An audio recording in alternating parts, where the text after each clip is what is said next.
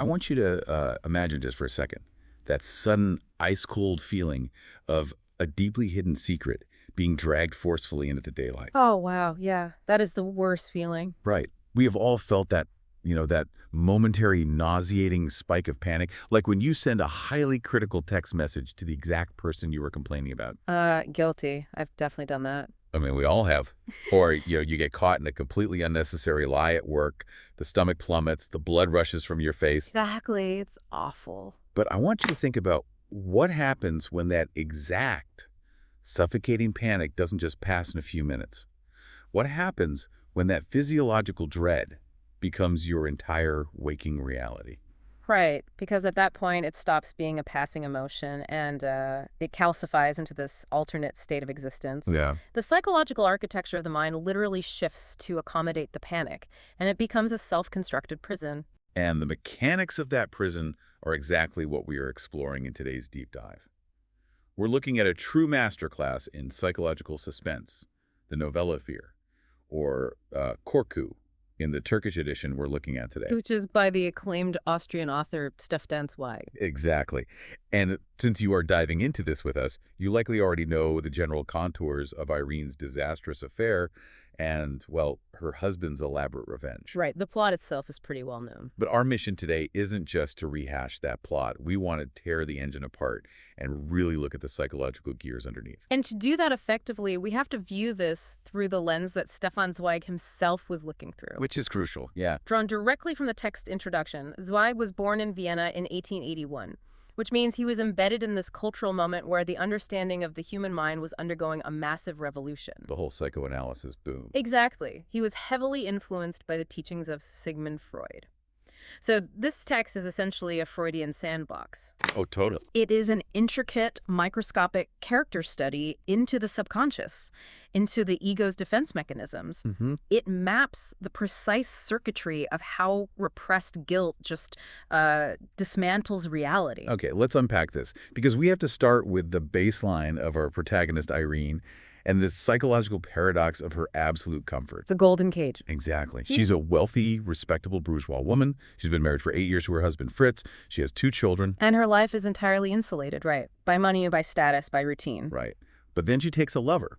And what I find so brilliant about Zweig's setup here is that he explicitly denies us the romance of a great, sweeping passion. Oh, he deliberately strips away all the romantic justification. I mean, she doesn't even particularly like the pianist. Right. She doesn't. She finds his bohemian lifestyle and his lack of a steady income vaguely repulsive, honestly. So why do it? I mean, it's driven by sheer, unadulterated boredom. It's this lazy desire for a spark of adventure in a completely frictionless existence. It really is. I always think of her mindset like someone living in a perfectly climate-controlled, highly secure, safe house. Oh, that's a great way to look at it. You have everything you could ever need. The temperature is always 72 degrees. But there's a Category 5 hurricane raging outside. Right. And Irene just decides to crack a window open during the storm. Not because she wants to escape the house, but simply because she wants to feel what the violent wind feels like on her fingertips. What's fascinating here is how Zweig uses that scenario as a sharp critique of the bourgeois condition. Yeah, how so? Well, the text points out this incredibly provocative psychological reality. For a certain kind of mind, a tepid, moderate happiness can be just as maddening as absolute despair. Wow. Yeah, that makes sense. Satiety, having every single physical and social need met without any struggle, it can trigger the subconscious to create chaos just to feel something alive. Like the Freudian id-demanding stimulation. Exactly. Irene's real motivation was to violently disrupt the numbness of an unearned life. But of course, her controlled little experiment with danger immediately blows up in her face. Spectacularly. Which brings us to the inciting incident. That encounter with the blackmailer on the stairs. Right, as she's leaving her lover's apartment. Yeah, a rough, working-class woman corners Irene, accuses her of stealing her man, and just demands money. It's terrifying. We all know this scene is the catalyst, but what stands out to me isn't the extortion itself. It's the instant psychological collapse. Oh, absolutely. Irene hands over her cash and flees, and from that exact second, her reality fractures. The metamorphosis is instantaneous because her ego defenses are completely shattered. The bustling city streets she used to navigate with, immense bourgeois privilege, instantly become a gauntlet of paranoia. Every shadow is a threat. She actually jumps out of a moving cab. Oh yeah, because the suffocating nausea of panic makes her question if she even has enough money left to pay the driver. Right. It's a complete loss of rational calculation. And if we look at the psychological mechanics at play, her safe, beautiful home ceases to function as a home. It degrades into a temporary hiding place. Which is so sad, but also fascinating. It introduces this concept of alienation.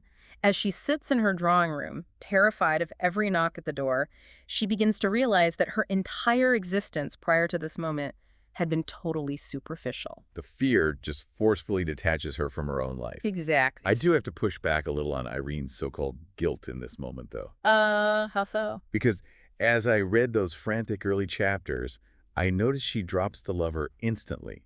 She doesn't mourn him at all. That's very true. In fact, just a few days into her paralyzing panic, she realizes she can barely even remember what the pianist looks like. She can't even picture the color of his eyes. Right. So my question is Irene actually experiencing moral guilt for the sin of infidelity? Or is this just the primal terror of losing her high-status, comfortable lifestyle? Oh, that tension is the central engine of the first half of the novella. Initially, her reaction is pure, unadulterated self-preservation. She's just doing that. Exactly. Yeah. The brutal, cold math of what a scandal will cost her socially and financially. She openly admits to herself that she lacks the fortitude to survive as a divorced, disgraced woman in Viennese society. Right. It isn't a moral awakening. It's a terrifying audit of her own survival skills. She just wants her comfortable, boring life back. She wants to close that window against the hurricane. She does. However, the fear acts as a highly effective, if incredibly cruel, teacher. Yeah, that sudden, violent threat of losing everything forces a perspective shift. Right. The things she had previously taken for granted, like her husband, her children, the safety of her home, they suddenly transition from being mere background furniture to being desperately precious. And for the first time in 8 years of marriage, she truly looks at her husband, Fritz. Yes. The threat of loss strips away her complacency, and she realizes she knows absolutely nothing about his inner life. Which introduces the most dangerous element of this entire psychological pressure cooker. Oh man, Fritz. Because Fritz is not just some oblivious, passive husband reading the newspaper in the corner. Yeah. He operates much more like a predatory architect. He really does. Fritz is a formidable defense attorney, and he applies the mechanics of the courtroom directly to his domestic life. He possesses a deeply unsettling analytical mind. He treats a suspect's resistance, or in this case, his wife's terror, as a puzzle to be dismantled. And Irene begins to feel like she is on trial in her own dining room. She's constantly subjected to his piercing, cold gaze. And those subtle surgical comments he makes. Right. They let her know he is circling her. It reminds me of the psychological dread you feel when you know you've made a terrible mistake at work and your boss calls a mysterious one-on-one meeting. Oh, that is the perfect comparison. You sit there waiting for the axe to fall, analyzing every syllable they speak. Irene is living in that agonizing state of anticipation 24/7. It's exhausting just reading it. And Zweig crystallizes this dynamic brilliantly with the microcosm of the toy horse. The incident with the children is one of the most masterful psychological set pieces in the text. It really is. Irene's daughter gets jealous, violently breaks her brother's wooden toy horse, throws it into the fireplace to hide the evidence, and then outright lies about it. A classic kid move. Yeah. But then Fritz essentially puts his own 7-year-old daughter on the stand. He ruthlessly cross-examines this little girl until she finally breaks down in tears and confesses to the crime. But he's not really talking to the child, is he? Not at all. No, Fritz is weaving a highly sophisticated psychological web. He uses the child's lie to deliver a pointed, terrifying lecture directly to Irene. Right in front of her. As they discuss the appropriate punishment for the daughter, Fritz articulates a theory that forms the thematic spine of this entire deep dive. The idea about fear. Right, that the fear of punishment is always unequivocally worse than the punishment itself. He describes suspects writhing in agony, desperately keeping a lie inflated, when they could just puncture it and end their suffering. He argues that people refuse to confess not out of a noble sense of shame, but out of cowardly, paralyzing fear. That is so intense. He posits that the prolonged tension of hiding a crime is a self-inflicted torture far more devastating than any sentence a judge could legally impose. Oh. And by saying this to Irene, he is essentially handing her the key to her own cell. He is practically begging her to confess to him right there in the drawing room. But she doesn't take the key. And that refusal leads to a scene in their bedroom that is just, well, it's excruciating to read. A nightmare sequence. Yeah. Irene has a horrific, subconscious-driven nightmare where she's running through the streets half-naked, pursued by the blackmailer, only to get home and find Fritz waiting for her with a knife. Talk about Freudian. I know. She wakes up screaming his name in absolute terror. And when she jolts awake, reality mirrors the nightmare, minus the weapon. Fritz is sitting right there on the edge of her bed. His voice is incredibly soft. It's tender, almost maternal. It's the perfect, safe opening for her to just collapse, admit the affair, and ask for help. It really was her best chance. But the mechanism of shame intervenes. The glaring, bright yellow electric light in the bedroom makes her feel physically too exposed. She is too humiliated to be seen clearly under that harsh illumination. Right. She physically cannot force the words up her throat, so she remains silent. It's a tragic failure of courage. The bright light is symbolic of the absolute truth, you know? It leaves nowhere for the ego to hide. So she hides in the dark. Because she refuses to step into that light and take the exit Fritz offers, the psychological nightmare she was having rapidly bleeds into her waking world. The tension demands a release. And the pacing of Zweig's narrative just rockets forward from this point. Because the internal pressure cooker is failing, external reality escalates. The blackmailer's demands multiply, from 100 crowns to 200 to 400 crowns. Irene is completely financially drained. And then comes the ultimate violation of the bourgeois sumptuary. The blackmailer comes to the house. Yes. The rough, working-class blackmailer boldly walks right into Irene's immaculate home. The physical manifestation of her guilt has breached the inner sanctum. The safe house is compromised. The woman sits on Irene's expensive furniture, completely unfazed, demanding money Irene no longer has. In a panic, Irene is forced to take off her engagement ring and hand it over as collateral. Which is such a massive symbol. And the timing is agonizing. Yeah. Just as the blackmailer slips out the door, Fritz walks in. And of course he notices the missing ring almost immediately at dinner. Naturally. And Irene, backed completely into a corner, tells another massive lie. She claims the ring's being cleaned at the jeweler and she'll have it back in 2 days. She inadvertently gives herself a ticking clock. A completely literal deadline. She draws a hard line in the sand. She knows that in 48 hours, the jeweler will deny having the ring, the lie will spectacularly collapse, her marriage will end, and the resulting scandal will irreparably destroy her life and her children's futures. The anticipatory anxiety has reached a terminal velocity at this point. It really has. So, out of money, out of options, and absolutely terrified of impending public ruin, Irene makes a desperate final decision. The darkest turn in the book. She decides the only way to protect her children's memory of her as a respectable mother is to remove herself from the equation entirely.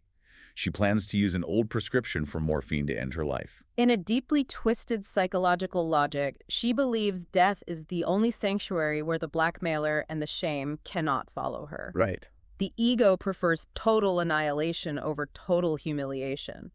But right before she executes this plan, she experiences a bizarre burst of desperate, chaotic energy. She runs to her ex-lover's apartment. Oh, this scene is so crucial. She storms in to demand that he call off his deranged ex-girlfriend. But we get this moment that entirely shatters Irene's grip on reality. The lover is utterly bewildered by her accusations. Yeah, he's standing there, half-dressed, interrupted in the middle of giving a piano lesson. And he forcefully swears to Irene that he has absolutely no idea what she is talking about. He doesn't know any rough, working-class woman fitting that description. He is completely ignorant of the blackmail plot. Irene is left reeling. She thinks he's lying to protect himself, or far worse, that she's legitimately losing her mind and hallucinating the entire ordeal. She runs out in a complete daze. She experiences a total disassociation from reality. The paranoia has severed her from objective truth. Absolutely. Well, here's where it gets really interesting. Irene wanders in a complete trance to the pharmacy. This isn't a frantic, panicked rush. It's methodical. Yeah, it's the numb, methodical march of someone who is completely surrendered to despair. She hands over the old prescription. She watches the pharmacist pour the clear poison into a little blue bottle. She pays her 2 crowns. She reaches her hand across the counter to take the bottle that will end her life, and then another hand reaches out and grabs it first. A hand belonging to her husband, Fritz. It is a stunning collision of the two plot lines. My mind was completely blown reading this. The reveal here fundamentally recontextualizes the entire novella. It is a masterstroke of psychological plotting by Zweig. Because Fritz orchestrated the entire blackmail scheme. The blackmailer wasn't even a real ex-lover. She was a struggling, unemployed actress that Fritz hired for the role. Right.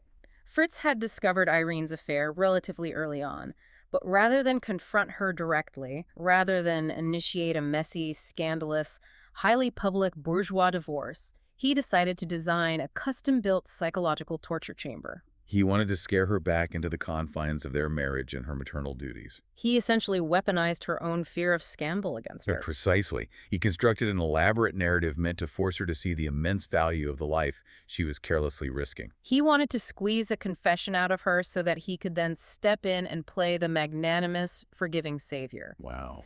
He engineered the crisis solely so he could be the hero who resolves it.